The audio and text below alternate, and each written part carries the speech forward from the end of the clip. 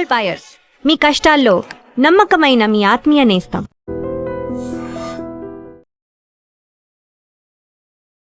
పది రోజులైనా చిన్నారి జాహ్నవికి సంబంధించిన జాడ కనిపించలేదు.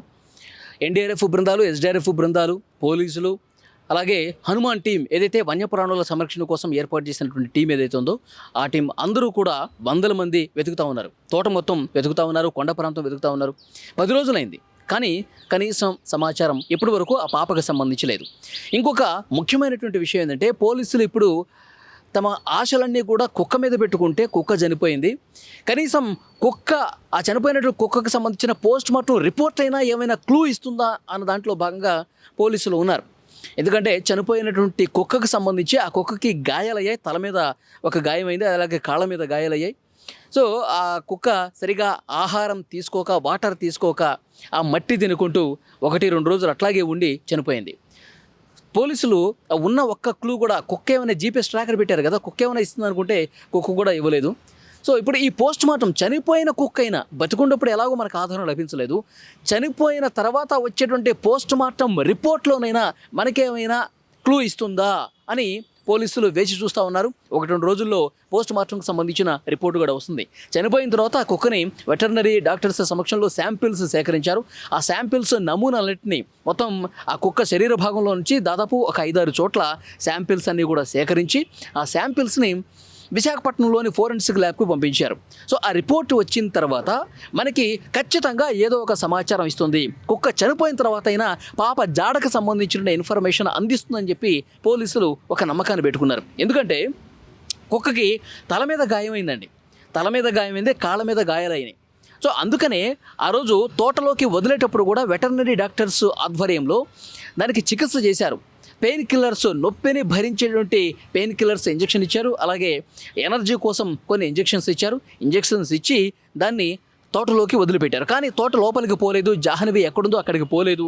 ఆ కుక్క అక్కడక్కడే ఆ సరౌండింగ్స్లోనే తిరుగుతూ ఇంటి దగ్గరే అరుస్తూ ఆ కుక్క అనేది అలాగే ఉండిపోయింది. పోలీసులకి ఆధారం దొరకలేదు, కుక్క చనిపోయింది. అయితే ఈ పోస్ట్ మార్టం రిపోర్టు ఎందుకని వెయిట్ చేస్తూ ఉన్నారంటే, ఇప్పుడు ఈ కుక్కకి తల మీద గాయం ఎందుకయింది? అంతకుముందు పాప కనిపించకముందు 6వ తారీఖు శనివారం రోజు తప్పిపోయింది కదా, అప్పటి వరకు కుక్క బాగానే ఉంది, కుక్కకి ఎలాంటి గాయాలు లేవు. ఎప్పుడైతే ఆ పాప అడవిలో నడుచుకుంటూ పోయి మిస్ అయిపోయిందో అప్పుడు కుక్క కూడా మిస్ అయిపోయింది.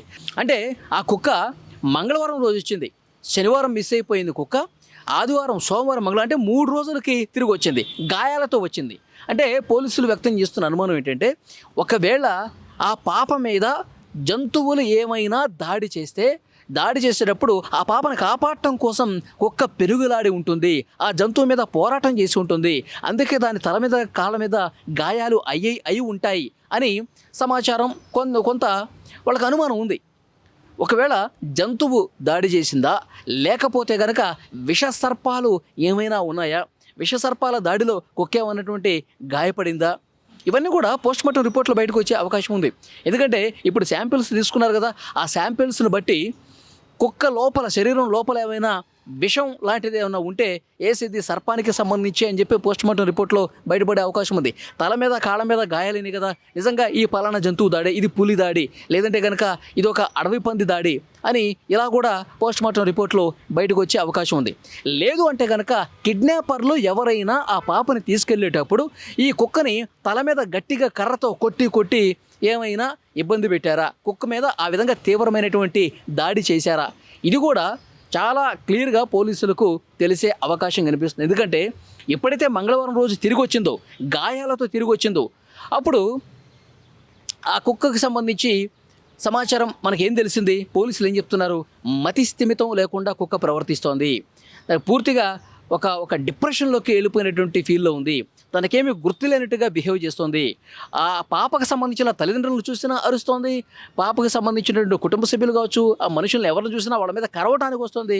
పాప తల్లిని కూడా అంతకుముందు చాలా అన్యోన్యంగా, విశ్వాసంగా ఉండేటువంటి కుక్క ఎప్పుడైతే పాప మిస్ అయిపోయిన తర్వాత ఇంటికి వచ్చిందో అప్పుడు రకరకాలుగా తేడాగా బిహేవ్ చేస్తోంది, మతిస్థితం లేనట్టుగా, మైండ్ పోయినట్టుగా బిహేవ్ చేస్తుంది. అంటే ఆ కుక్క తల మీద కిడ్నాపర్లు ఎవరైనా బలంగా కొట్టి, తల మీద కొట్టి దాని మైండ్ పోయే విధంగా ఏమన్నా దాడి చేశారా, అందుకే గాయాలు ఉన్నాయా, అందుకే ఇట్లా ప్రవర్తిస్తోందా, సో అనే అనుమానాలు కూడా ఉన్నాయి. ఒకటి జంతువుల దాడి, ఆ దాడిలో కుక్క గాయాలయ్యాయి.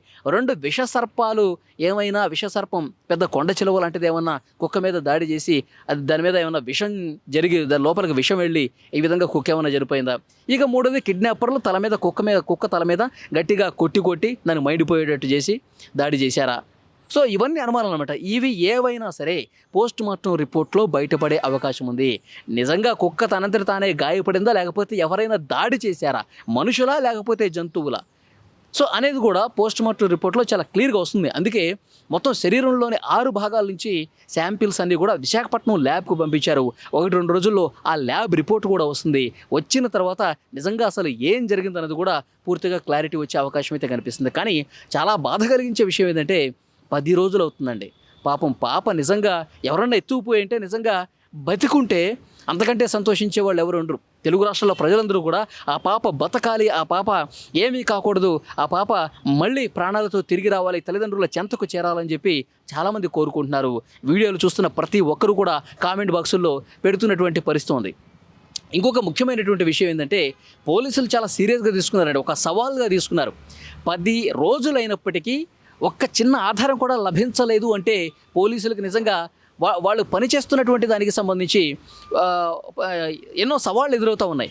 పోలీసులు కనిపెట్టలేకపోతున్నారు, ఇన్ని రోజులు అవుతుంది అనే విమర్శ కూడా వస్తుంది. అందుకని దానికి పూర్తిగా చెక్ పెట్టాలంటే నిజాలు వెలుగులోకి రావాలి, అది కూడా త్వరగా వెలుగులోకి రావాలి. పోస్ట్ మార్టం రిపోర్ట్ అయినా వస్తే మనకి ఒక ఆధారం లభిస్తుందని చెప్పి పోలీసులు భావిస్తున్నారు. ఏం జరుగుతుందన్నది చూడాలి.